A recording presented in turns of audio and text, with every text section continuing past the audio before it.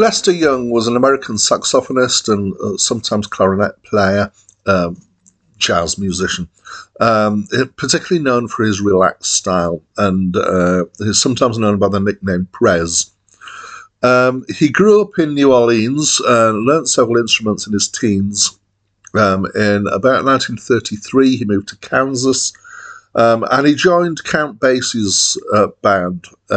And he was in and out of Count Basie. He had several other bands. He played with Billie Holiday, amongst other people, and was pretty successful. And then he was drafted in the war, which was obviously mid-40s. Served his service. When he came out of service, he things hadn't been great for him during the war, and he came out with some health issues and alcoholism. So his later career from there was somewhat spotty as he wrestled with these things in his life.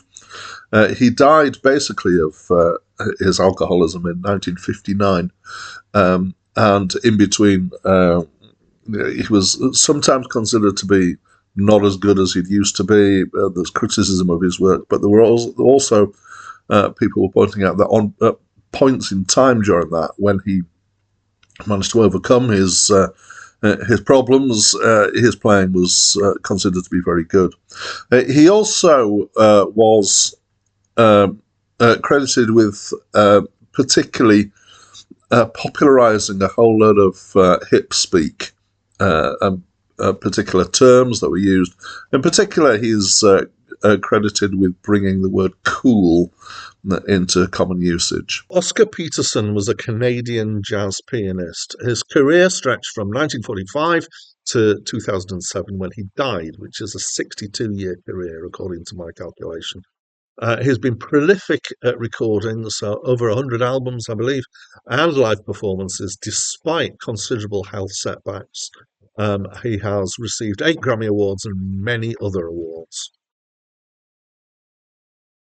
Hi, my name's Dan, and the first thing I'm going to try and deal with this album is the confusion over which album is it or which albums is it. So I'm I'm working off a list, which pretty much everybody knows from Acclaimed Music.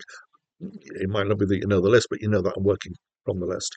And so I'm taking the listings as it's got. And this is listed as being Lester Young with the Oscar Peterson trio. Let's see what the rest of it is. Number 1, number 2, / The Presidents.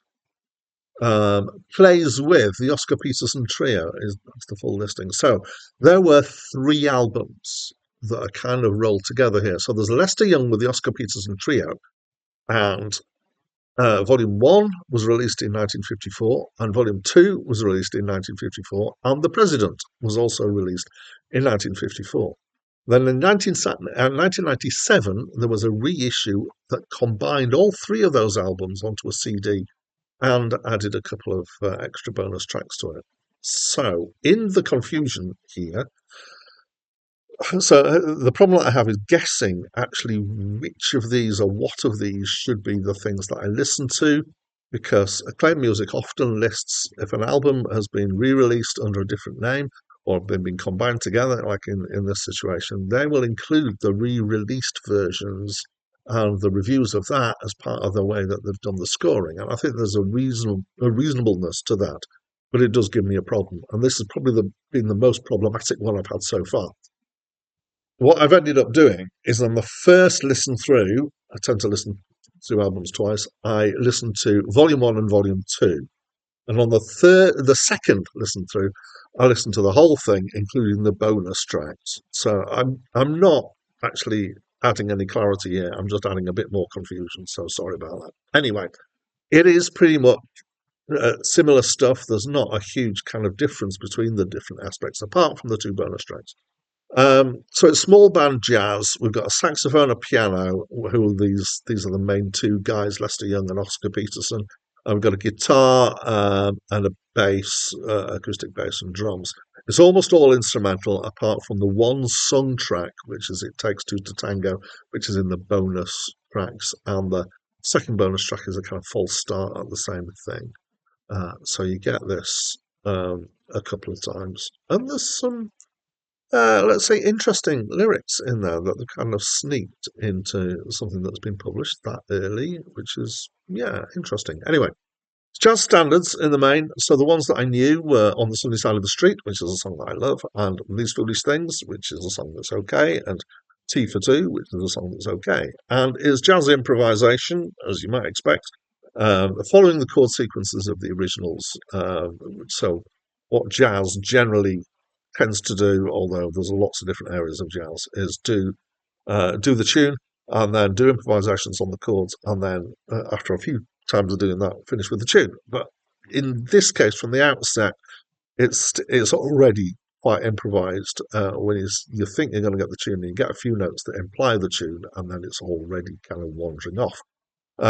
So it's not pushing too hard at weird harmonic elements here, but it does wander quite loosely in terms of the soloing. So it's not experimental, and I'm going to use the term cafe jazz.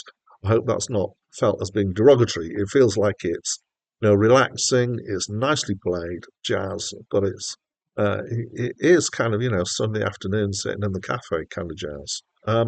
So the nature of this list that I'm working through is that you tend to get the more way out albums. So I've got a little bit too used to jazz being kind of free jazz or experimental or avant-garde or third string or hard bop, which is, I reckon, about my general limit for how off-piste it goes. This is more straight in terms of jazz, but it's well done and I enjoyed it.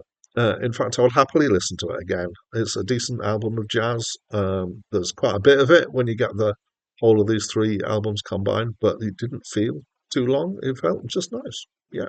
So, reasonably positive response from me.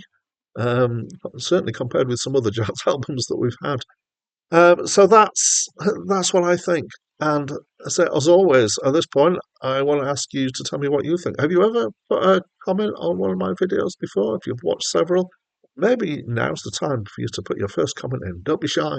I am very keen to read what people think, and I'm very nice to people when they leave comments. That's it from me for now.